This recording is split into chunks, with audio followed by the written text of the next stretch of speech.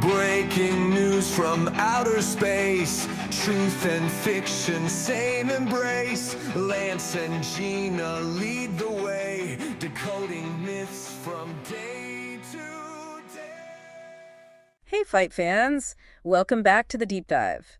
Today we're stepping into the octagon, but we're not just talking about punches and takedowns. No, we're not. We're going deep into the future, That's right. where science fiction is becoming reality in the world of combat sports. We're talking nano-enhancements, tiny tech that could change everything. Everything about how athletes train and fight. Exactly. And the guy at the center of all this, none other than the legendary Jon Jones. Rumors are swirling that his comeback might involve some serious upgrades. No. Not just your typical gym routine. No, not at all. We're talking nano-implants, the kind of stuff you'd see in a sci-fi movie. It's like we're witnessing the next stage of human evolution, right in the ring.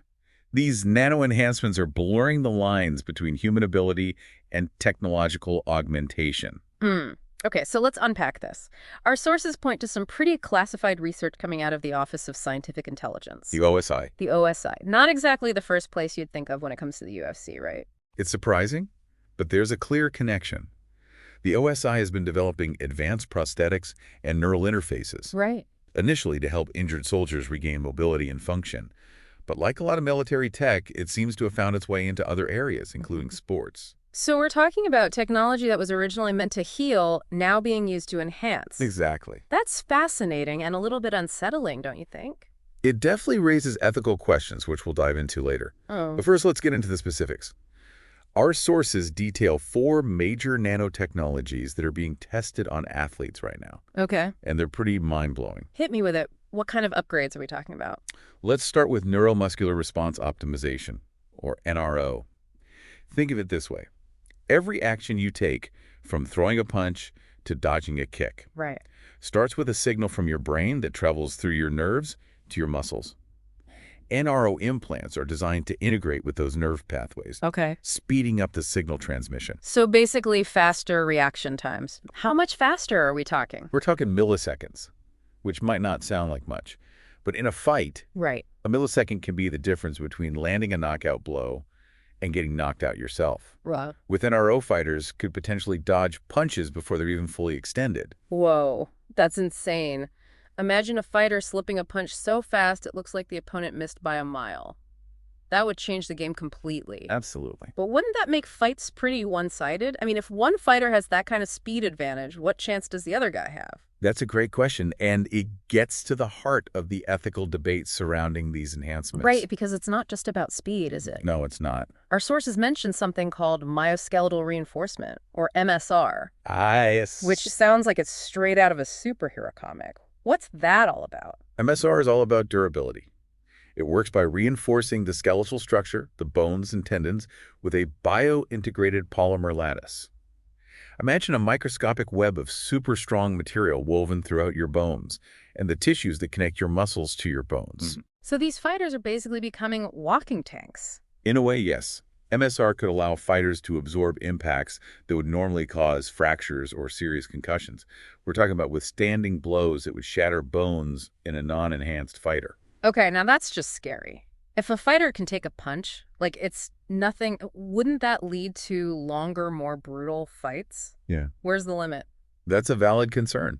It brings up questions about the long-term health effects of these enhancements. We know that repeated head trauma can lead to serious neurological problems. So even though these fighters might be able to withstand more punishment in the short term, Right. there could be hidden consequences down the road. That's a whole other layer to this. Absolutely. And these are just 2 of the 4 nanotechnologies that are being developed. We haven't even touched on the enhancements that could potentially give fighters near superhuman vision and endurance. Hold on, you're telling me this gets even crazier? Oh, yeah. I'm all ears. Tell me more about these vision and endurance upgrades. What are we dealing with here? You want to sit tight for this one. The third enhancement we're diving into is called optoneural synchronization, or ONS. ONS.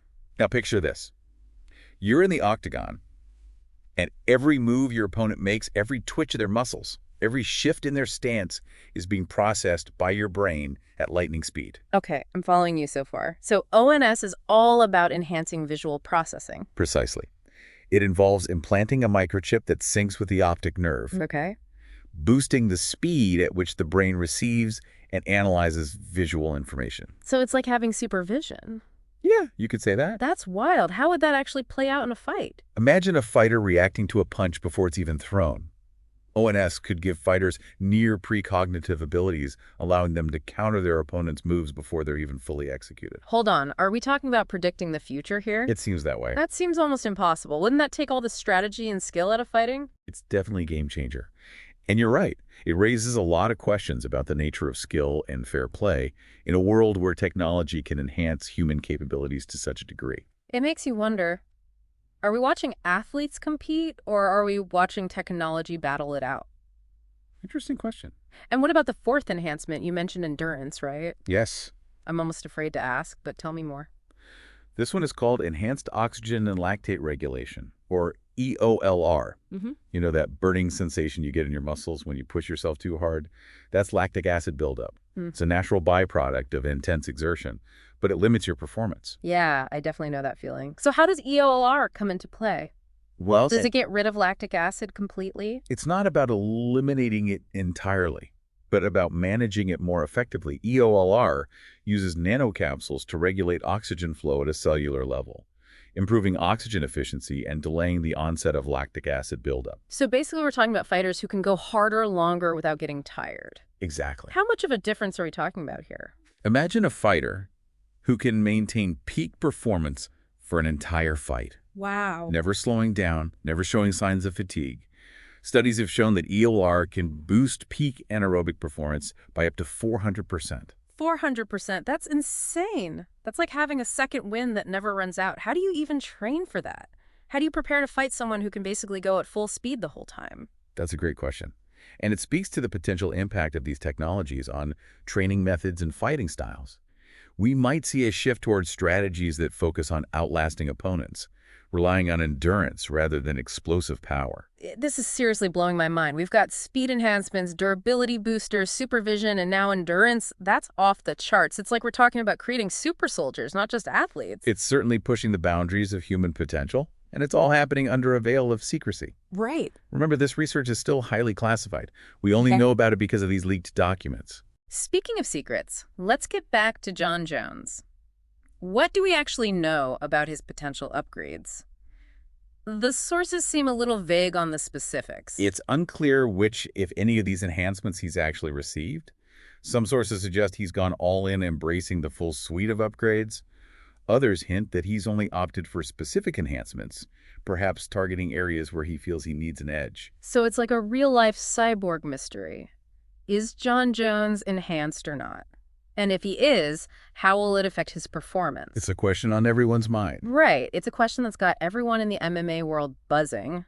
But even more than that, it's forcing us to confront a fundamental question. Yeah. At what point does enhancement cross the line from fair play to an unfair advantage? That's the question, isn't it? It's a tough one. I mean, athletes are always looking for ways to improve, whether it's through training diet or even technology. Where do we draw the line? And how do we even begin to regulate something like this? Yeah, it's the challenge the Nevada State Athletic Commission. The NSAC. Yeah. The NSAC is facing right now.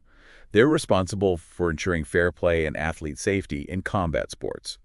But these nano enhancements are so new, so advanced, that they're basically undetectable with current testing methods. So we've got potentially enhanced fighters stepping into the octagon, and the authorities are struggling to figure out how to even address the issue. It's a very complex situation. It's a recipe for chaos. Definitely a complex situation. Yeah. And it's not just about Jon Jones. If these enhancements become more widespread, we could see a complete transformation of combat sports as we know it. You're talking about a future where every fighter is enhanced. Wouldn't that level the playing field in a way? Or would it just create a whole new set of advantages and disadvantages? That's hard to say. It's possible that we could see a split in the sport with separate leagues for enhanced and non-enhanced fighters. Or perhaps we'll see the emergence of weight classes based on levels of enhancement. That's wild to think about. Imagine a lightweight fighter with EOLR going up against a heavyweight with MSR. What would that even look like? It would be a spectacle, that's for sure. But beyond the spectacle, there are deeper implications to consider. Like what? What happens to the fighters who choose not to enhance? Right. Do they become obsolete? That's a great point. It's almost like we're talking about creating a new species of athlete. the transhuman fighter. And that raises all sorts of ethical and philosophical questions about what it means to be human in a world where technology can push us beyond our natural limits. It's a conversation that's only just beginning. Right. And it's one that will have far-reaching implications, not just for sports, but for society as a whole. So we've got this potential arms race happening in the UFC, and it's making us question the very nature of human competition. And all this is happening while one of the biggest voices in the MMA world remains silent. You're talking about Joe Rogan, right? Exactly. He's usually right there in the thick of it, weighing in on every controversy, every new development in the sport. But when it comes to nano-enhancements, he's been strangely quiet. It is unusual for him, considering his passion for both MMA and the exploration of cutting-edge science and technology. I'm dying to know what he thinks. Does he see this as the next logical step in the evolution of combat sports? Or does he think it's a dangerous path that undermines the integrity of the sport? It's a million-dollar question. And his opinion carries a lot of weight in the MMA community. We can only speculate for now, but I have a feeling Joe Rogan's silence won't last forever. I don't think so either. When he finally breaks it, I'm sure it will be a bombshell. We'll be waiting with bated breath. But for now, let's shift our focus to the fans. How are they reacting to all of this? Are they embracing the idea of nano-enhanced fighters, or are they pushing back? That's a great question, because ultimately the future of this sport depends on the fans, right? It does. If they reject this new era of enhanced athletes, it could all come crashing down. It's a crucial element to consider. After all, combat sports are as much about entertainment as they are about athletic competition. You know, it's fascinating to think about how the fans will react. Will they be drawn to the spectacle of these enhanced athletes pushing the limits of human performance? Or will they feel like the sport has lost its soul, its connection to the raw grit and determination that we've come to expect from fighters? It's a tough call. There's a certain purity to a sport where victory is determined by skill, strategy, and willpower. But technology has always played a role in sports. Right. From the development of new training techniques to the materials used in equipment. So where do we draw the line? That's the million-dollar question, isn't it? It is. And it's one that goes beyond just the fans. Think about the fighters themselves. How will they adapt to this new landscape? How will they adapt? Will there be a sense of pressure to enhance just to stay competitive? It's a valid concern. Yeah. Imagine being a fighter who's dedicated their life to honing their skills, pushing their body to the limit, and then suddenly they're facing opponents who are essentially superhuman. Yeah. You could create a whole new level of pressure and risk. And what about the ethical implications? If these enhancements become widespread, are we essentially creating a two-tiered system where only those with access to this technology can compete at the highest level? It's a slippery slope, that's for sure. We've seen this play out in other areas where advancements in technology have created a divide between those who can afford to access them and those who can't. It's like we're on the verge of a whole new era in human evolution where technology becomes the defining factor in our abilities. It really is. And that raises some pretty profound questions about what it means to be human. Absolutely. It challenges our understanding of natural limits, of what our bodies are capable of achieving. And it forces us to grapple with the ethical implications of using technology to fundamentally alter ourselves. So we've got this incredibly exciting, potentially revolutionary technology that's also incredibly complex and ethically challenging. It's like opening Pandora's box. It is. Once we unleash this power, can we ever put it back in? It's a question we need to be asking ourselves right now before this technology becomes so widespread that it's too late to turn back. We need to have a serious conversation as a society about the limits of human enhancement, about where we draw the line between pushing boundaries and fundamentally altering who we are. And that conversation needs to happen now while we're still in the early stages of this technology, because once it becomes mainstream, it's going to be much harder to control. It's like we're at a fork in the road. Yeah. One path leads us towards a future where technology enhances our abilities, pushes us beyond our perceived limitations. The other path leads us towards a future where technology defines our abilities, where the human element is diminished, perhaps even lost. So what does this all mean for the future of combat sports and for the future of humanity? It's a pretty heavy question to end on, but I think it's one that we all need to ponder. It's a question that will continue to be debated and explored as this technology evolves. But one thing is certain. The world of combat sports, and perhaps the world as we know it, is on the cusp of dramatic transformation. Well, this deep dive has certainly given us a lot to think about. It's a topic that will continue to unfold, and we'll be here to keep you informed every step of the way. Until next time, keep questioning, keep exploring, and keep pushing the boundaries of knowledge always, with a mindful eye on the implications. And remember, the future is in our hands. We have the power to choose the path we take, the world we create. Choose wisely. That's it for this deep dive, folks. We'll catch you next time on The Deep Dive.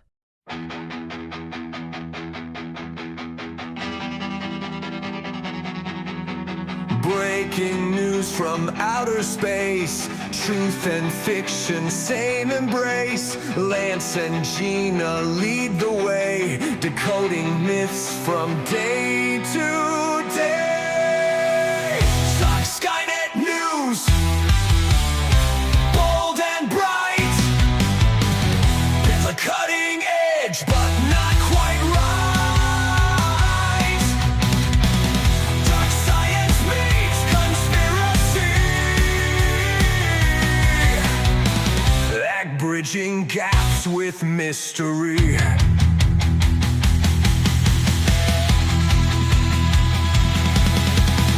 Aliens lurking, planets align. False truths wrapped in cosmic signs. Astrophysics, UFOs, we decode what no one knows. Dark Skynet News, bold and bright. Keep a cutting edge, but not quite right. Dark science meets conspiracy, like bridging gaps with mystery.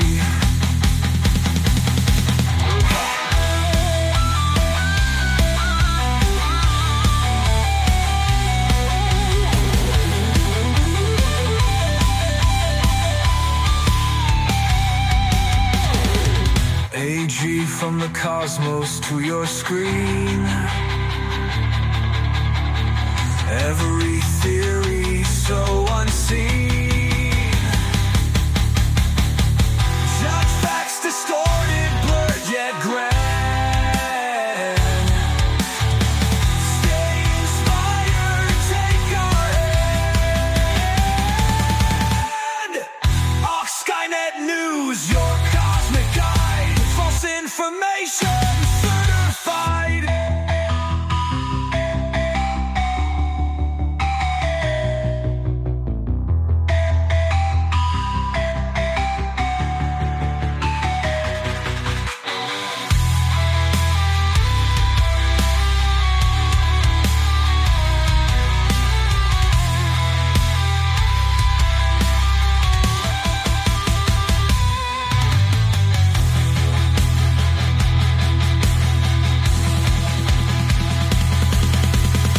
False in the cosmic guide. False in